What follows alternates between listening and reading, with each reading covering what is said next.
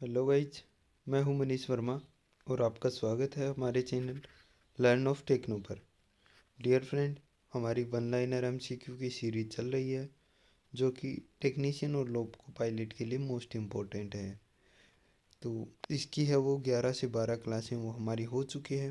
पहले के वीडियो अगर आपने नहीं देखे हैं तो चैनल पर आपको प्रॉपर प्ले लिस्ट मिल जाएगी, वहाँ से आप जाकर पहले के वीडियो वो देख सकते हैं। इसके अलावा हमारा एक और चैनल है जिस पर आपको जॉब रिक्वायरमेंट से संबंधित वीडियो वो सारे मिल जाते हैं, चाहे वो किसी भी प्रकार की जॉब हो। आईटीआई स्टूडेंट के लिए 100% डेडिकेटेड चैनल है, उसका लिंक आपको डिस्क्रिप्शन में मिल जाएगा, वहाँ से आप उस चैनल को भी ज्वाइन कर सकते हैं। चलिए आज की वीडियो में शुरू करते हैं। देखते हैं फर्स्ट क्वेश्चन। फर्स्ट क्वेश्चन इसमें है, ड्रिल चक का प्रयोग स्ट्रेट शैंक ड्रिल को पकड़ने के लिए किया जाता है। ड्रिल में हम ड्रिल चक लगाते हैं, स्पिंडल के अंदर ड्रिल चक लगाया जाता है। ड्रिल चक को आर्बर के द्वारा ड्रिल स्पिंडल में सेट करते हैं और उस चक में हम स्ट्रेट शैंक ड्रिल को पकड़ते हैं। ड्रिल हमारी एक टेपर शैंक होती है, एक स्ट्रेट शैंक होती है। अब इस टेपर शैंक ड्रिल को पकड़ने के लिए सीधे मशीन स्पिंडल का यूज करते हैं। उसके अलावा अगर हमारा ड्रिल छोटा रह जाता है या बड़ा होता है तो हम स्लीव या सॉकेट का यूज करते हैं। इनको हमने डिटेल से क्लियर किया है थ्योरेटिकल में, तो ड्रिल वाले टॉपिक पर प्लेलिस्ट पर आप जाकर देख सकते हैं। ठीक है डियर फ्रेंड, तो ड्रिल चक का प्रयोग वो स्ट्रेट शैंक ड्रिल को पकड़ने के लिए किया जाता है और टेपर शैंक ड्रिल को सीधे मशीन के स्पिंडल में पकड़ा जाता है। टेपर शैंक ड्रिल पर मोर्स टेपर कटा होता है जो MT1 से लेकर MT5 तक रहता है। इसके बाद में नेक्स्ट क्वेश्चन हमारा आता है, फाइल की लंबाई टिप से हील के बीच की दूरी मापी जाती है। यानी कि जो फाइल की हम लंबाई लेते हैं वो टिप या पॉइंट से हील तक की दूरी से ली जाती है। यानी कि हील से पॉइंट बोल सकते हैं या टिप बोल सकते हैं तक की बीच की दूरी से हम फाइल का साइज वो लेते हैं। नीडल्स फाइल वगैरह होती है, इनकी टोटल लेंथ से उनका साइज लिया जाता है, जिसमें बॉडी भी आएगी, लेंथ भी हैंडल भी आएगा। ठीक है, यानी कि टोटल लेंथ से नीडल्स फाइल वगैरह होती है उनका साइज लिया जाता है। नेक्स्ट है हमारा, विंग कंपास के साइज की रेंज 50 से 200 मिलीमीटर के बीच होती है। विंग कंपास का यूज़ हम कहाँ पर करते हैं, जहाँ पर कोई रेडियस वगैरह लगाने हो, सर्कल वगैरह चाप लगाने हो, लाइन को बराबर भागों में डिवाइड करना हो, तो वहाँ पर हम विंग कंपास का यूज करते हैं। तो इसकी रेंज जो होती है वो 50 से 200 मिलीमीटर साइज तक खुल सकती है। नेक्स्ट हमारा क्वेश्चन है, पहले से बने हुए रिवेट के हेड को डोली द्वारा आश्रय दिया जाता है। अब जो हमने रिवेट में क्या होता है, जब हम रिवेट लेकर आते हैं तो उसका हेड एक साइड से पहले से बना हुआ होता है, दूसरी साइड का हेड हमें बनाना पड़ता है। तो इसमें जो पहले से ऑलरेडी हेड बना है वो ख़राब ना हो, उससे बचाने के लिए क्या करते हैं, उस हेड को डोली में सेट करते हैं। डोली एक टूल होता है, कुछ नहीं होता, जिसकी शेप मैं आपको बता देता हूँ, इस प्रकार से थोड़ा बना हुआ होता है। तो यहाँ पर क्या हो जाएगा, हमारा रिवेट का हेड है वो जो पहले से बना है उसको सेट कर देंगे, उसके बाद में दूसरी साइड से हम हेड बना देंगे। ठीक है, एक इसके अलावा होता है रिवेट सेट। अब रिवेट सेट क्या होता है, तो रिवेट सेट होता है कि रिवेटिंग करने से पहले प्लेटों को सही से बैठाने के लिए। ठीक है, तो वो होता है रिवेट सेट। ठीक है, एक होता है रिवेट सेट, एक होता है डोली और एक होता है रिवेट स्नैप। अब रिवेट स्नैप क्या चीज़ होती है, तो रिवेट स्नैप से हम क्या करते हैं, रिवेट के हेड को जो पहले से हमने बना देखा है उसको, उसके हेड को जो हमने हैमर से कूट पीट करके बनाए हैं तो वो थोड़ा सा क्या है, सही गोलाई में नहीं बन पाता या सही शेप में नहीं बन पाता है।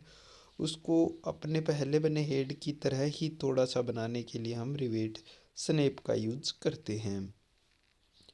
इसके अलावा एक क्वेश्चन आता है कि जो हमारी जो पेन हेड रिवेट होती है, पेन हेड रिवेट होती है, उसका एक हेड तो पेन के आकार का होता है, दूसरा हेड हम किस प्रकार से बनाते हैं, तो पेन हेड रिवेट का एक हेड तो है वो रिवेट के आकार का ही होता है और दूसरा हेड उसका हम किस प्रकार से बनाते हैं डियर फ्रेंड, उसको हम स्नेप के आकार का बनाते हैं। ठीक है, यानी कि पेन हेड रिवेट एक ऐसा रिवेट है जिसका हेड ऑलरेडी जो बना होगा वो पेन हेड के आकार का ही होगा, तसले के आकार का उसका हेड बना होगा। और जो दूसरा हेड हम कूट पीट के हैमर की चोट लगाकर जो हेड बनाते हैं वो हेड हम स्नेप हेड आकार का बनाते हैं। ठीक है, तो ये एक ही ऐसा रिवेट है जिसके दोनों हेड है वो अलग अलग बनते हैं, यानी ऑलरेडी जो बना होता है वो पेन हेड आकार का होता है और जो हम हेड बनाते हैं वो स्नेप हेड आकार का होता है। ठीक है, इस रिवेट को बोलते हैं पेन हेड रिवेट। क्वेश्चन है वो बहुत बार पूछा जाता है एग्जाम में, इसलिए मैंने आपको यहाँ पर बताना उचित समझा। नेक्स्ट है, एसिटिलीन गैस सिलेंडर को मैरून रंग से पेंट किया जाता है। एसिटिलीन गैस सिलेंडर को मैरून रंग से पेंट किया जाता है या फिर लाल रंग भी बोल सकते हैं। उसकी जो होज पाइप होती है वो भी मैरून कलर की होती है। ठीक है, इसके अलावा जो एसिटिलीन गैस सिलेंडर होता है उस पर लेफ्ट हैंड चूड़ियाँ कटी होती है। ठीक है, नेक्स्ट है हमारा रेडियोग्राफिक टेस्ट एक नॉन डिस्ट्रक्टिव टेस्ट है। तो ये रेडियोग्राफिक टेस्ट ये कहाँ पर होता है, तो ये अंदरूनी क्रैक्स वगैरह को चेक करने के लिए होता है। कोई भी जॉइंट जब जैसे हम वेल्डिंग से जॉइंट लगाते हैं तो उसके अंदरूनी क्रैक्स वगैरह को चेक करने के लिए रेडियोग्राफिक टेस्ट है वो किया जाता है। नेक्स्ट हमारा सीटों की साइडों को मजबूती प्रदान करने के लिए इन्हें फोल्ड किया जाता है जिन्हें हेम कहते हैं। एक होता है सीम और एक होता है हीम, दोनों चीज़ें हैं वो अलग अलग होती है। ठीक है, तो इसमें क्या दिया है, सीटों की साइडों को मजबूती प्रदान करने के लिए इन्हें फोल्ड किया जाता है जिन्हें क्या कहते हैं, हीम कहते हैं। ठीक है, आपने देखा होगा घरों में बर्तन के किनारों को मोड़ा जाता है। ठीक है, जिसमें क्या एक बार मोड़ते हैं तो उसको सिंगल हेम बोलते हैं, दो बार मोड़ते हैं तो डबल हेम बोलते हैं। एक होता है सीम, सीम यानी कि कोई भी हम जब जॉइंट लगाते हैं तब वहाँ पर यूज किया जाता है। हेम में क्या होता है कि सीटों की साइडों को मजबूत करने के लिए और साथ में जो उनके किनारे होते हैं वो क्या होते हैं, शार्प कॉर्नर होते हैं, उनमें बर वगैरह होती है, तो उससे क्या है हमें चोट ना पहुँचे इसके लिए उनके किनारों को मोड़ दिया जाता है। किसी में एक बार मोड़ते हैं तो उसको सिंगल हेम बोलते हैं, किसी में दो बार मोड़ देते हैं तो उसको डबल हेम बोला जाता है। ठीक है, तो इस प्रकार से अलग अलग प्रकार की होती है। नेक्स्ट है, ब्रेजिंग के लिए फीलर मेटल स्पेल्टर होती है, यानी कि ब्रेजिंग में जो हम फीलर मेटल का यूज करते हैं, सोल्डरिंग में भी फीलर मेटल का यूज करते हैं और वहीं पर वेल्डिंग में भी हम क्या करते हैं, फीलर मेटल का यूज है वो करते हैं। तो ब्रेजिंग के लिए जो फीलर मेटल होता है उसको क्या बोलते हैं, स्पेल्टर बोला जाता है। नेक्स्ट है हमारा, सीट मेटल की बेंडिंग करते समय आश्रय देने के लिए स्टेक का प्रयोग किया जाता है। यानी कि सीट मेटल में जब हम यूज करते हैं, कोई कॉर्नर को मोड़ना है या राउंड बनाना है या कोई अलग शेप देखनी है, कोई कोनिकल बनाना है, तो उसको सहारा देने के लिए स्टेक का यूज करते हैं जो अलग अलग होती है। हेचेट स्टेक होती है, हाफ मून स्टेक होती है, बीक आयरन स्टेक होती है, हॉर्स स्टेक होती है। तो ये स्टेक से ये अलग अलग प्रकार की होती है जिसका हम क्या कार्य के अकॉर्डिंग इनका यूज करते हैं। नेक्स्ट इसमें दिया हुआ है, स्नेप हेड रिवेट की लंबाई को T+1.5D से ज्ञात किया जा सकता है। जो स्नेप हेड रिवेट होती है उसकी लंबाई ज्ञात करने के लिए, यानी कि जो हम रिवेट्स वगैरह करते हैं तो पहले उनकी लंबाई को निकाला जाता है सीट के अकॉर्डिंग। वो इसलिए निकाला जाता है डियर फ्रेंड, क्योंकि अगर रिवेट को हम अगर सही चूज नहीं करेंगे, उसको सही अलाउंस नहीं मिलेगा, कमियाँ ज़्यादा रहेगा तो उसमें क्या डिफेक्ट्स आएंगे। हो सकता है जो दूसरा हेड हम बनाए वो छोटा बने, दूसरा हेड बनाए वो बड़ा बन जाए, या फिर जो हमारी रिवेट है वो लंबी होने की वजह से बीच से पिचक जाए। तो बहुत से रीज़न होते हैं इनके, उनको भी हम एक वीडियो में क्लियर करेंगे। ओनली जो इसके डिफेक्ट्स होते हैं रिवेटिंग के उनको क्लियर करेंगे।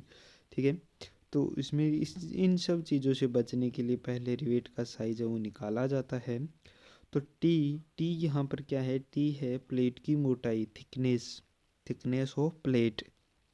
टी जो यहाँ पर दिया हुआ है जैसे कि आप देख पा रहे हैं, तो टी होता है thickness of plate plus 1.5 D. D होता है यहाँ पर रिवेट की सेंक का व्यास, रिवेट की सेंक का व्यास। तो इसके द्वारा हम क्या करते हैं, इसकी लंबाई का फॉर्मूला है वो यही दिया हुआ है, इसके अकॉर्डिंग हम रिवेट की लंबाई का साइज है वो आसानी से निकाल सकते हैं।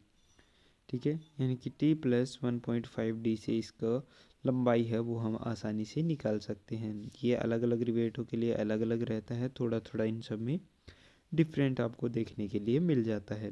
तो जब हम रिवेटिंग वाला लेसन क्लियर करेंगे तो सारे कुछ आपके डाउट वहाँ से क्लियर हो जाएंगे। नेक्स्ट हमारा वर्नियर कैलिपर की खोज करने वाले पियरी वर्नियर फ्रांस देश के थे।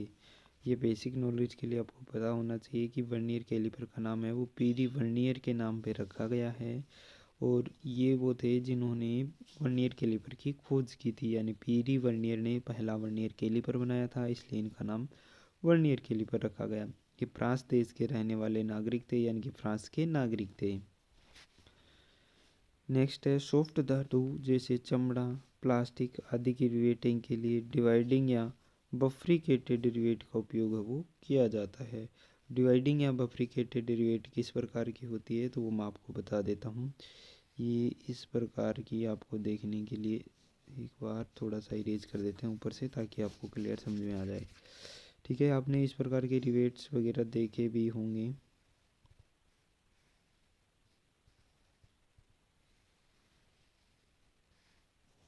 तो ये इस प्रकार के रिवेट है वो यहाँ पर बने हुए होते हैं। ठीक है, ये यहाँ से इसका क्या होता है, हेड बना हुआ होता है। अब इसको क्या करते हैं, जैसे इसको किसी में लगाया और इस वाली पिन को इधर मोड़ दिया और इस वाली पिन को इधर मोड़ दिया। ठीक है, दोनों पिनों को ऐसे बाहर की तरफ क्या कर देते हैं, मोड़ देते हैं, तो ये क्या कर लेती है, लॉक कर लेती है। इस प्रकार की रिवेट भी आपने देखी होगी, चमड़े वगैरह में लगने वाली ये रिवेट्स होती हैं। ठीक है, नेक्स्ट हमारा पावर हैमर को प्राय बिजली से ऑपरेट किया जाता है। जो पावर हैमर होता है उसको हम क्या किससे एनर्जी देते हैं, तो बिजली के द्वारा, इलेक्ट्रिक पावर के द्वारा उसको चलाया जाता है। नेक्स्ट है इसमें, नेक्स्ट की अगर बात करें तो लकड़ी, रबर आदि पर फाइलिंग करने के लिए रास्प कट फाइल का प्रयोग किया जाता है। रास्प कट फाइल, रास्पगढ़ फाइल के द्वारा, रास्पगढ़ फाइल से हर बार लगभग क्वेश्चन है वो पूछा जाता है। तो रास्पगढ़ फाइल में जो दांते जो हमारे बने होते हैं वो किस प्रकार से बने होते हैं, जैसे कि मान को चलो ये इसका कोई एक एरिया लेते हैं, तो इसमें इसे ट्रेंगुलर आकार में क्या बने हुए होते हैं, रास्पगढ़ फाइल में हमारे दांते बने हुए होते हैं। इसका यूज हम करते हैं लकड़ी, रबर, प्लास्टिक वगैरह की फाइलिंग करने के लिए। यानी कि जैसे आपने टायर पंचर की शॉप पर जो फाइल जो जिसके द्वारा वो ट्यूब को फाइलिंग करता है, तो वो फाइल कौन सी होती है, तो वो हमारी रास्प कट फाइल है, वही होती है। रास्प कट फाइल पर दांते हैं वो एक पंक्ति में बने हुए होते हैं और ट्रायंगुलर शेप में बने हुए होते हैं। ठीक है, आज की वीडियो का नेक्स्ट और लास्ट क्वेश्चन है, फाइल की पिनिंग फाइल कार्ड से हटाई जाती है।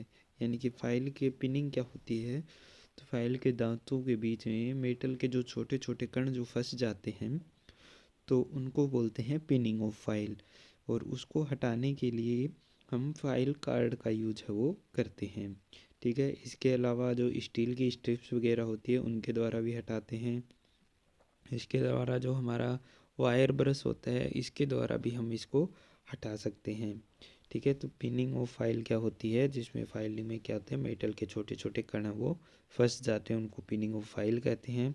उसके बाद में अगर पिनिंग ऑफ फाइल को हम मेटल पर यूज करेंगे, जॉब पर यूज करेंगे, तो हमारी जॉब की सरफेस है वो फिनिश नहीं बनेगी, उसमें स्क्रैचेस आएंगे। तो इनसे बचने के लिए हमें पिनिंग ऑफ फाइल का यूज या तो नहीं करना चाहिए, अगर हमें करना है यूज उनका तो पहले उन उन फिनिंग्स को साफ़ करना चाहिए। जो बर के जो दांते में जो धातु के कण घुसे हुए हैं उनको अलग करना चाहिए, उसके बाद में हमें उस फाइल का यूज करना चाहिए। तो आज की वीडियो में बस इतना ही। वीडियो अगर आपको अच्छा लगता है तो अपने फ्रेंड सर्कल में शेयर कीजिएगा। हमारा टेक्निकल चैनल है उसको ज़रूर सब्सक्राइब कीजिएगा, क्योंकि उस पर आपको दिन में 4 से 5 वीडियो है वो जॉब रिक्वायरमेंट से संबंधित मिल जाती है।